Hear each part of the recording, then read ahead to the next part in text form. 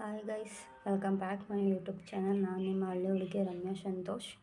ಇಲ್ಲಿ ನಾನು ಬೆಂಡೆಕಾಯಿ ಸಾಂಬಾರು ಹೇಗೆ ಮಾಡೋದು ಅಂತ ತೋರಿಸ್ತೀನಿ, ಬನ್ನಿ. ಮೊದಲಿಗೆ ಖಾರ ರುಬ್ಕೊಳ್ಳೋಣ. ಯಾವುದೇ ಸಾಂಬಾರು ಖಾರ ರುಬ್ಕೊಂಡ್ರೆ ಬೇಗ ಆಗುತ್ತೆ. ಮೊದಲಿಗೆ ಕಾಯಿ, ನಾವು ಎಷ್ಟು ಪ್ರಮಾಣದಲ್ಲಿ ಮಾಡಬೇಕು ಅಂದ್ಕೊಂಡು ಕಾಫಷ್ಟು ಕಾಯಿ ಹಾಕ್ಕೊಂಡು ಮಾಡಿಕೊಳ್ಬೇಕು.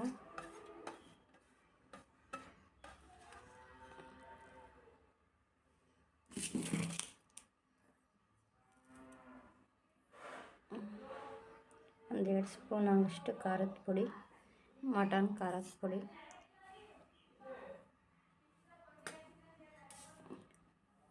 ಸ್ವಲ್ಪ ನೀರು. ಬನ್ನಿ ಫ್ರೆಂಡ್ಸ್, ಈಗ ರುಬ್ಕೊಂಡು ಬರೋಣ.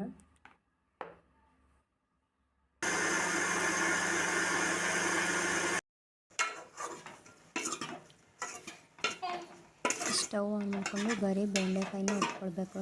ಸಾಕು, ವಿಡಿಯೋ ಮಾಡುವಾಗ ಅದು ವಿಡಿಯೋ ಸ್ಕಿಪ್ ಆಗಿದೆ. ಚೆನ್ನಾಗಿ ಹುರ್ಕೋಬೇಕು. ನೋಡಿ, ನಾವು ಎಷ್ಟು ಚೆನ್ನಾಗಿ ಹುರ್ಕೊಳ್ತೀವೋ ಅಷ್ಟು ಚೆನ್ನಾಗಿ ಸಾಂಬಾರು ಆಗುತ್ತೆ, ಚೆನ್ನಾಗಿರುತ್ತೆ. ಮತ್ತು ಇದನ್ನು ಒಂದು ಪ್ಲೇಟಿಗೆ ಸರ್ವ್ ಮಾಡ್ಕೋಬೇಕು.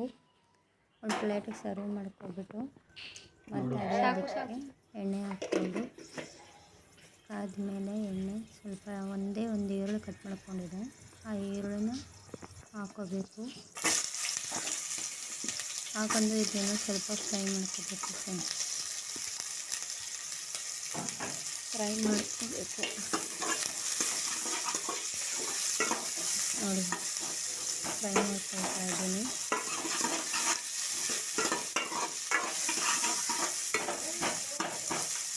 ಚೆನ್ನಾಗಿ ಫ್ರೈ ಮಾಡ್ಕೊಳ್ತಾ ಸಾಂಬಾರು ಚೆನ್ನಾಗಾಗುತ್ತೆ. ಅದೇ ಪಾತ್ರೆಗೆ ಹಾಕ್ತಿದ್ದೀನಿ ಅಂದರೆ ಕಾಪು ನೆಚ್ಕೊಂಡಿದ್ದೀನಿ, ಅದರಲ್ಲೇ ಮಾಡಿದ್ರೆ ಇನ್ನೂ ಸೂಪರಾಗಿರುತ್ತೆ. ಈಗ ಮತ್ತೆ ಹುರಿದಿರೋಂತಹ ಬೆಂಡೆಕಾಯಿ ಹಾಕ್ಕೊಳ್ತಿದ್ದೀನಿ. ಬೆಂಡೆಕಾಯಿ ಹಾಕ್ಕೊಂಡು ಹುರ್ಕೊಳ್ಬೇಕು. ಮತ್ತೆ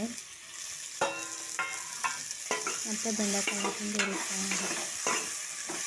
ಇದರಲ್ಲಿ ಸ್ವಲ್ಪ ಫ್ರೈ ಮಾಡಿದರೆ ಸಾಕು, ತುಂಬಾ ಮಾಡಬೇಕು ಅಂತ ಏನಿಲ್ಲ. ನೋಡಿ, ಇದಕ್ಕೆ ಇವಾಗ ನಾವು ಹುಣಸೆ ರಸ ಇಟ್ಕೊಂಡಿದ್ದೀವಿ, ಅದನ್ನು ಮಿಕ್ಸ್ ಮಾಡಬೇಕು. ನೋಡಿ, ಹಾಕ್ತಿದ್ದೀನಿ ಹುಣಸೆ ರಸನ. ನೀವೇನಾದರೂ ಅಡುಗೆ ಮಾಡ್ತಾ ಮರ್ತೋದ್ರೆ ಬಿಸಿನೀರು ಕಾಯಿಸ್ಕೊಂಡು ಹುಣಸೆನ ಹಾಕ್ಬಿಡ್ಬೋದು. ಒಂದು 5 ನಿಮಿಷ ಅಷ್ಟೆಲ್ಲ ಹೋಗುತ್ತೆ. ನಾನು ಎಷ್ಟೋ ಸಲ ಆ ಥರ ಮಾಡಿದ್ದೀನಿ. ಇವಾಗ ಖಾರ ರುಬ್ಕೊಂಡಿರೋದ ಹಾಕೋಣ, ಬನ್ನಿ. ಇದು ಅಡುಗೆ ಮಾಡುವಾಗೆಲ್ಲ ಹುಣಸೆ ನೆನೆ ಹಾಕೋದೇ ಮರ್ತೋಗ್ಬಿಟ್ಟಿದ್ದೀನಿ. ಬಿಸಿನೀರು ಕಾಯಿಸ್ಕೊಂಡು ನೆನೆ ಹಾಕ್ಬಿಡ್ತೀನಿ. ಇವಾಗ ಖಾರ ಎಲ್ಲ ರುಬ್ಬಿ ಹಾಕಿದ್ದೀನಿ. ಈಗ ಇದನ್ನು ಸ್ವಲ್ಪ ಸಾಲ್ಟ್ ಹಾಕೋಬೇಕು. ನಮ್ಗೆ ಎಷ್ಟು ಬೇಕು ಸಾಂಬಾರು ನೋಡಿ ಹಾಕ್ಕೊಳ್ಬೇಕು ನೀರು. ಇದಕ್ಕೆ ಸ್ವಲ್ಪ ಈಗ ಸಾಲ್ಟ್ ಹಾಕೋಣ, ಬನ್ನಿ. ಇದನ್ನು ಇವಾಗ ಬೇಯಕ್ಕೆ ಬಿಡಬೇಕು. ಬೇಯಕ್ಕೆ ಬಿಡೋಣ. ನೋಡಿ, ಉಬ್ಬರ್ತಾಯಿದೆ, ಉಬ್ಬರ್ತಿದೆ. ಇವಾಗ ಬೇಯ್ತಿದೆ. ಫೈನಲಿ ಸಾಂಬಾರು ಆಗಿದೆ ಫ್ರೆಂಡ್ಸ್. ಈ ವಿಡಿಯೋ ನಿಮ್ಗೆ ಇಷ್ಟ ಆಗಿರೋ ಲೈಕ್ ಮಾಡಿ, ಶೇರ್ ಮಾಡಿ, ಕಮೆಂಟ್ ಮಾಡಿ ಫ್ರೆಂಡ್ಸ್. ಬಾಯ್, ಟೇಕ್ ಕೇರ್.